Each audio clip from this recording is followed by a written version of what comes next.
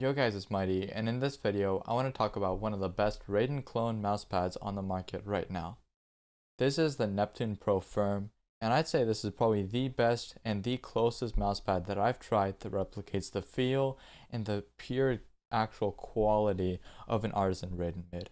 This is of course like all of their other Neptune mousepads.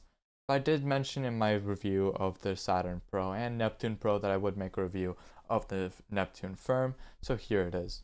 The two major differences between this pad and the normal Neptune Pro Soft and xsoft is definitely the base and the overall feel. When I talked to Lethal Gaming Gear themselves, they said the pad is still using a pour-on base, but it is coated with alpha cell, which does give it this very shiny and very flat look. The second thing is of course the surface.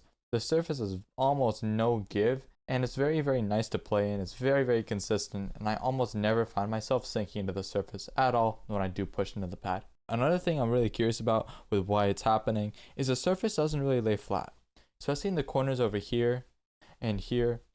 The pad kind of lifts up and it doesn't fully lay either on the surface of my desk or on the pad that I do have underneath.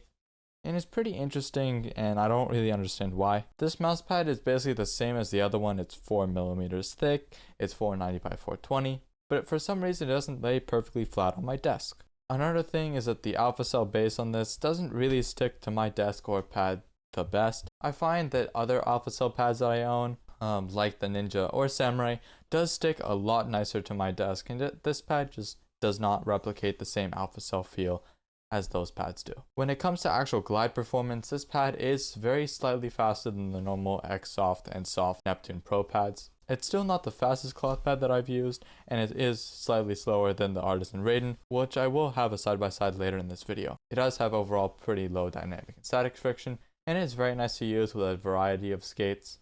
I do find that the skates that make this pad feel the smoothest are J dots. It makes this pad feel absolutely textureless and have very low dynamic and static friction. With other skates, like I do have the NTEX skates on these mice over here, they do make this pad feel a little bit rougher and a little bit more textured. I know you guys love to comment, oh, I have this mouse with these skates, or would it work on this pad, or what kind of skates should I get for this pad? The two skates I'd really recommend: if you want speed, get J dots. If you want control, get Obsidian Air.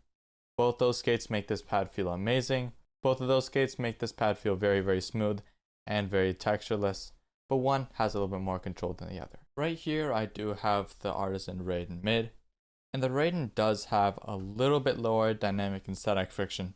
It is a decent bit faster than the Neptune Pro is, and overall feel that the pad is also, I do find that the pad is a little bit smoother than the Neptune Pro.